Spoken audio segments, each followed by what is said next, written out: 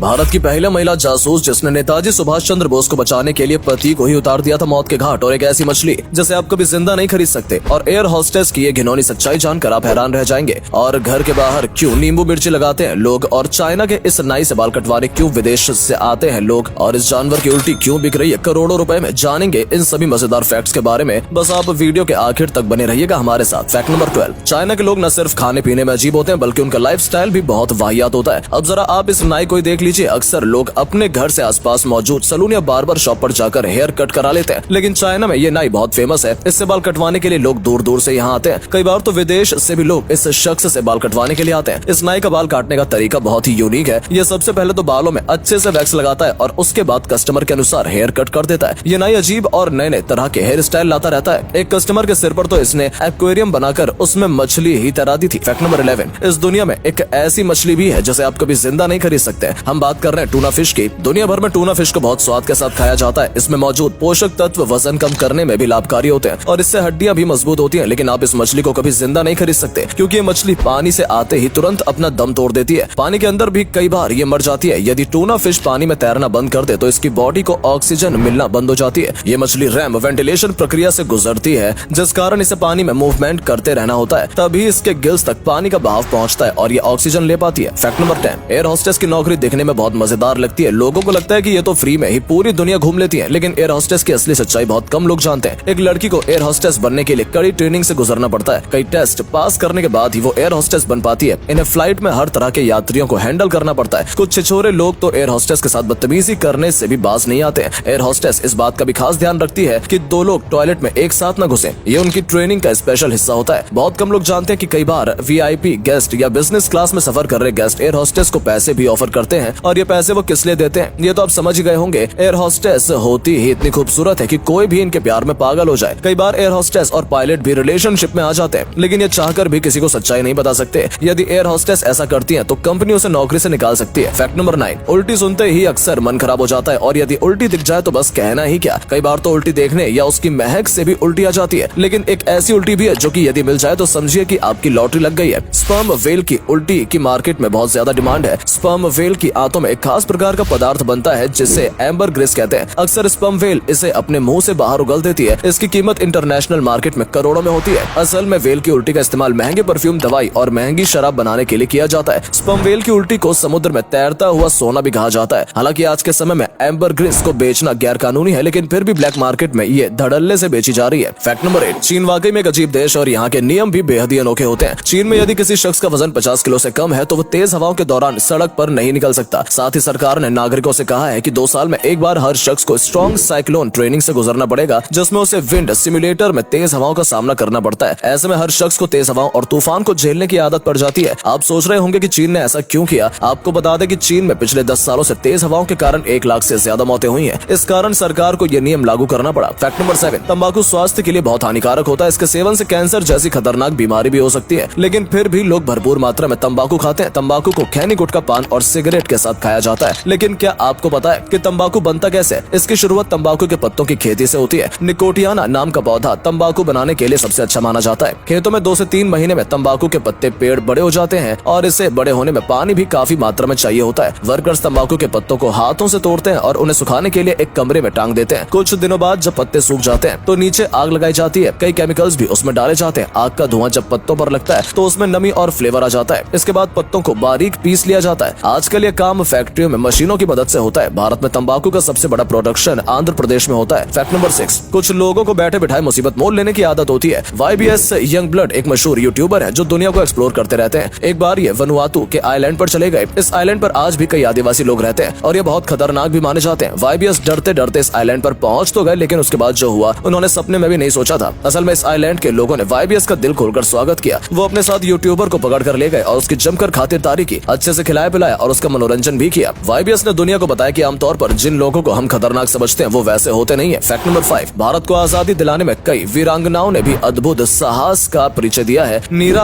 आर्य भी उन्हीं में से एक है, जिन्हें भारत की पहली महिला जासूस कहा जाता है। वो नेताजी सुभाष चंद्र बोस की आजाद हिंद फौज में सिपाही थी और उनके पति श्रीकांत जयरंजन दास थे, जो कि एक CID इंस्पेक्टर थे। श्रीकांत अंग्रेजों के लिए काम करते थे और बहुत वफादार थे। एक दिन ब्रिटिशर्स ने श्रीकांत से कहा कि जाओ और नेताजी की हत्या कर दो। श्रीकांत तुरंत तैयार हो गया और मौका पाकर उसने नेताजी की और गोली चला दी, लेकिन वो गोली नेताजी के ड्राइवर को लगी। वहाँ पर श्रीकांत की पत्नी नीरा आर्य भी मौजूद थी। नीरा ने तुरंत ही एक संगीन लिया और अपने पति को घोंप दिया। नेताजी को बचाने के लिए नीरा ने अपने पति को मौत के घाट उतार दिया। इस आरोप में नीरा को काले पानी की सजा सुनाई जाती है। उन्हें अंडमान में कई प्रकार से यातनाएं दी जाती हैं। अंग्रेज उनसे बार बार नेताजी का पता पूछते हैं। वो कहती है कि नेताजी मेरे दिल में है। यह सुनकर एक अंग्रेज का खून खौल उठता है और वो एक लोहे का औजार लेकर नीरा के ब्रेस्ट को काट देता है। वो कहता है कि मैं देखना चाहता हूँ तुम्हारे दिल में नेताजी कहाँ है। ब्रेस्ट काटने के दौरान नीरा के शरीर से खून तो निकलता है, लेकिन मुंह से उफ तक नहीं निकलती। 1947 में देश के आजाद होने के बाद वो जेल से रिहा होती हैं। जीवन भर फूल बेचकर उन्होंने जीवन यापन किया। 26 जुलाई 1998 को चार मीनार के पास एक अस्पताल में उन्होंने नीरा आर्य का निधन हो गया था। ऐसी महान वीरांगना और मातृशक्ति को हम नमन करते हैं। फैक्ट नंबर 4, कैलाश पर्वत की यात्रा सिर्फ सिद्ध पुरुष ही कर सकते हैं। एक बार गोपाल गिरी जी महाराज कैलाश यात्रा की ओर निकले। उन्होंने पहले काठमांडू के पशुपतिनाथ मंदिर में दर्शन किए और उसके बाद कैलाश जाने के लिए फ्रेंडशिप ब्रिज पर पहुंचे। ये चीन और नेपाल का बॉर्डर है, जहां कैलाश जाने वाले यात्रियों की चेकिंग चीन के सैनिक करते हैं। इसी बीच अचानक तेज तूफान आ जाता है और चीन के सैनिक सभी यात्रियों को रोक देते हैं, लेकिन गोपाल गिरी महाराज नहीं रुकते और कैलाश की ओर रवाना हो जाते हैं। भयंकर तूफान के बीच भी वो कैलाश की परिक्रमा करते हैं और कुछ दिन बाद जब वो वापस लौट रहे होते हैं तो उन्हें एक बच्ची नजर आती है। वो बच्ची को कंधों पर बिठाकर फ्रेंडशिप ब्रिज पर ले आते हैं। महाराज को देख चीन के सैनिक हैरान रह जाते हैं कि भला इतने तूफान में कोई कैलाश की यात्रा कैसे कर सकता है और जीवित कैसे लौट सकता है। सभी सैनिक महाराज के चरणों में नतमस्तक हो जाते हैं। फैक्ट नंबर 3, घरों के बाहर बहुत लोग नींबू और मिर्ची लगाते हैं, लेकिन ये चीज बुरी नजर से बचने के लिए नहीं बल्कि माता लक्ष्मी के लिए लगाई जाती है। ऐसा कहा जाता है कि समुद्र मंथन के दौरान माँ लक्ष्मी के साथ साथ उनकी बहन माँ अलक्ष्मी भी प्रकट हुई थी। ये दोनों ही बहनें साथ में जाती हैं। जिस घर में सुख समृद्धि होती है, भरपूर धन दौलत होती है और लक्ष्मी जी का वास होता है, वहाँ पर माँ अलक्ष्मी भी प्रकट हो जाती है। माँ लक्ष्मी से घर में लड़ाई झगड़े होते हैं और खर्चा भी अधिक होता है। माना जाता है कि अलक्ष्मी जी को खट्टी और कड़वी चीजें पसंद होती हैं। वो घर और दुकान के बाहर ही रहे, इसलिए उनके लिए गेट पर नींबू और मिर्ची लटकाई जाती है। फैक्ट नंबर 2, हनी सिंह और बादशाह एक दूसरे के प्रतिद्वंदी माने जाते हैं। दोनों के बीच रिश्ते बहुत अच्छे नहीं है। बहुत कम लोग जानते हैं कि बादशाह को कामयाबी दिलाने में हनी सिंह का बहुत बड़ा हाथ रहा है। बादशाह जब पहली बार हनी सिंह से मिले थे तो उन्होंने कहा था कि वो इंग्लिश में रैप करना चाहते हैं, लेकिन हनी ने बताया कि इंडिया में हिंदी में रैप लोगों को ज्यादा पसंद आएगी। बादशाह ने शुरुआती कुछ गानों में इंग्लिश रैप किया था, लेकिन हनी सिंह ने हिंदी रैप से शुरुआत से ही फैंस के दिलों पर खास जगह बना ली। आपको एक और बात बता दें कि बादशाह को ये नाम भी हनी सिंह ने दिया था, लेकिन आज बादशाह हनी सिंह को टारगेट करने का एक मौका नहीं छोड़ते। पर फैंस अच्छे से जानते हैं कि भारत में रैप का असली किंग यो हनी सिंह ही है। फैक्ट नंबर 1, भारत हमेशा से ही नेपाल को अपना छोटा भाई मानता आया है। भारत और नेपाल के रिश्ते को रोटी बेटी का रिश्ता माना जाता है। नेपाल में जब भी कोई नया पीएम बनता है तो वो पहला दौरा भारत का ही करता है। भारत और नेपाल के रिश्ते हमेशा से काफी अच्छे रहे हैं, लेकिन पीएम केपी ओली के समय दोनों देशों के बीच कुछ खटास आनी शुरू हो गई थी। केपी ओली का झुकाव चीन की ओर होने लगा था और उन्होंने अपना पहला दौरा भी चीन का ही किया था। लेकिन अब नेपाल में पुष्पा कमल दहल प्रधानमंत्री है। पुष्पा को लोग प्रचंडा के नाम से भी जानते हैं। प्रचंडा ने पीएम बनने के बाद भारत का दौरा किया था और नरेंद्र मोदी से मुलाकात की थी। दोनों के बीच कई मुद्दों पर संधि हुई। एक संधि के अनुसार भारत अगले 10 सालों तक नेपाल से बिजली खरीदेगा और दूसरी संधि के अनुसार नेपाल और बिहार के बीच एक कार्गो ट्रेन चलाई जाएगी। इससे एक बात तो साफ है कि नेपाल एक बार फिर बड़े भाई भारत की ओर झुक रहा है। दोस्तों, आज के लिए इतना ही। उम्मीद करते हैं कि आपको ये वीडियो पसंद आई होगी। अगर हाँ तो इसे अधिक से अधिक लाइक और शेयर करें। हमें कमेंट करके बताएं कि आपको इनमें से कौन सा फैक्ट सबसे मजेदार लगा। आपसे फिर मिलेंगे एक नई वीडियो के साथ। धन्यवाद।